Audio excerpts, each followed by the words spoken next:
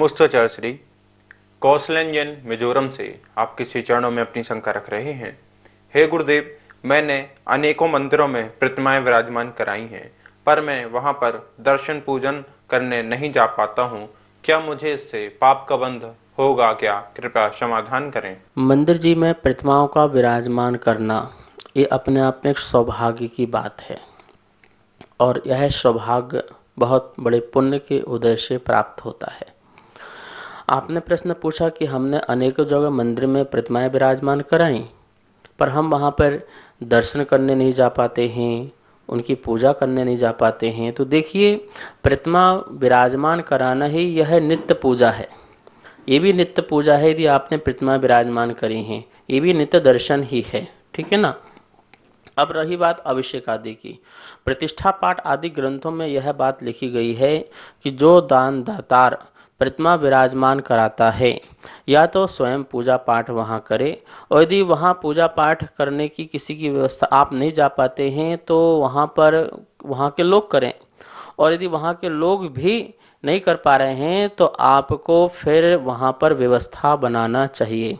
उसमें स्पष्ट लिखा हुआ है, प्रतिमा दातार को प्रतिमा दान करते समय इसकी पूजा पाठ संरक्षण आदि के लिए भी शुल्क जमा करना चाहिए। मतलब ध्रुव फंड आदि बना के देना चाहिए कि ये द्रव्य जो है, इस द्रव्य से यहाँ पर मंदिर के संरक्षण, वेदी का संरक्षण आदि अनेक प्रकार की पूजा पाठ आदि के लिए जो भी आवश्यकताएं पड़ें उनको व्यवस्थित करना चाहिए।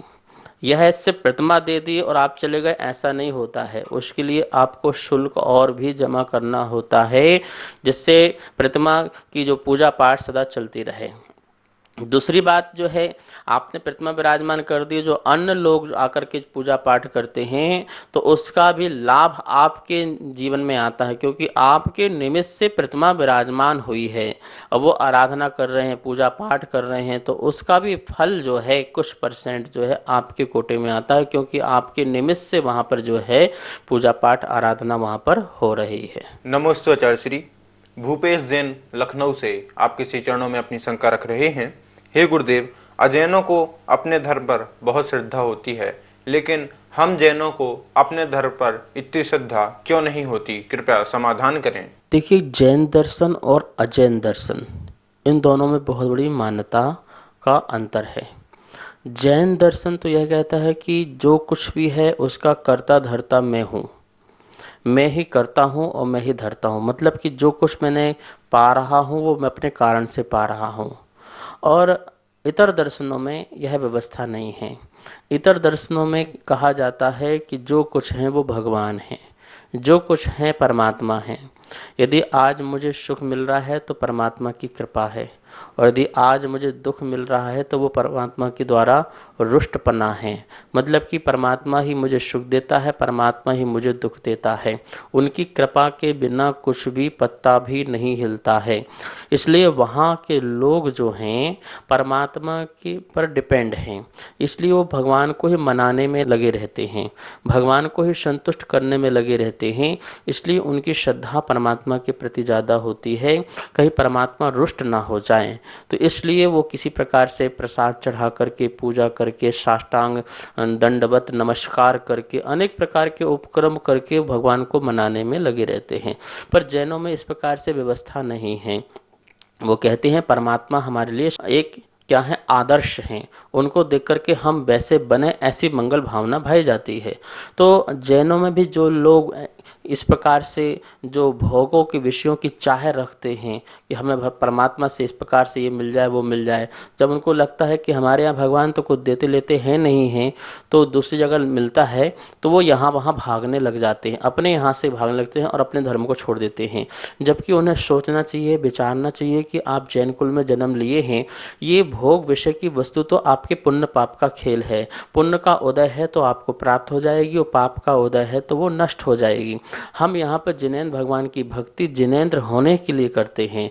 यहाँ जैन दर्शन में भगवान की पूजा भगवान के लिए नहीं है, भगवान बनने के लिए है।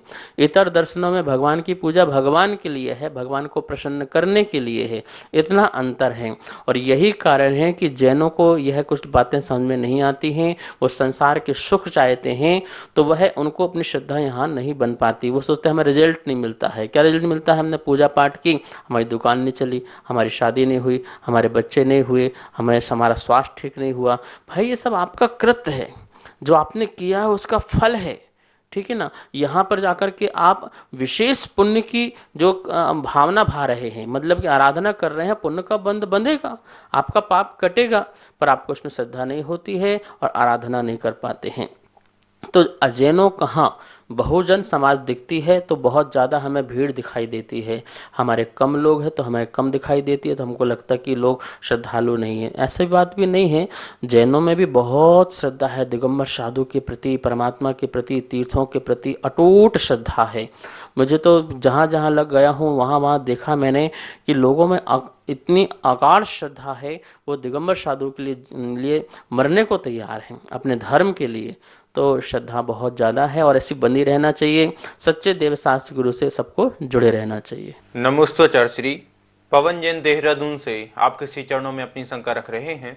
हे गुरुदेव, लौकिक अखबार मैगजीन आदि पढ़ते हैं तो क्या इसमें शास्त्र पढ़ने में आएगा या नहीं, या इसमें मिथ्यात्व का दोष लगेगा या नहीं? कृपया समाधान करें। लौकिक अखबार, पत्र पत्रिकाएं, मैगजीन और भी जो हैं इलेक्ट्रॉनिक न्यूज़ आदि, इनके माध्यम से कोई मिथ्यात्व का दोष नहीं लगता है, क्योंकि ये धार्मिक चीज़ें नहीं हैं। जहाँ धार्मिक भाव आता है वहीं पर जो है मिथ्यात्व आदि का परिणाम आता है कि हम गलत चीज़ में धार्मिक भाव की दृष्टि बना लें तो हमारा वहाँ मिथ्यात्व का भाव लगता है। ये तो जानकारी कलेक्ट करना है, जानकारी हासिल करना है, तो जानकारी के लिए कोई अखबार आदि पढ़ते हैं तो मिथ्यात्व नहीं लाता है और ना ही कोई खोटे शास्त्र में कहलाता है। ये हो सकता है कि इसके निमित्त से आपका आर्तरोध ध्यान रूप परिणाम हो सकता है।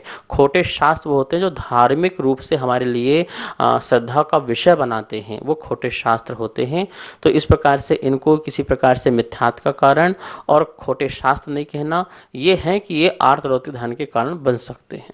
सभी को सादर जय जितेंद्र। जैसा कि आप सभी की शंकाओं का समाधान पूज्य गुरुदेव के द्वारा नित्य आगम के अनुसार किया जा रहा है, तो किसी के मन में कोई भी शंका हो तो आप हमें नीचे दिए गए नंबर पर भेज सकते हैं और आपकी शंका का समाधान पारस चैनल के माध्यम से प्रतिदिन किया जा रहा है। कृपया अपनी शंका नीचे दिए गए नंबर पर भेजें। जय जिनेंद्र।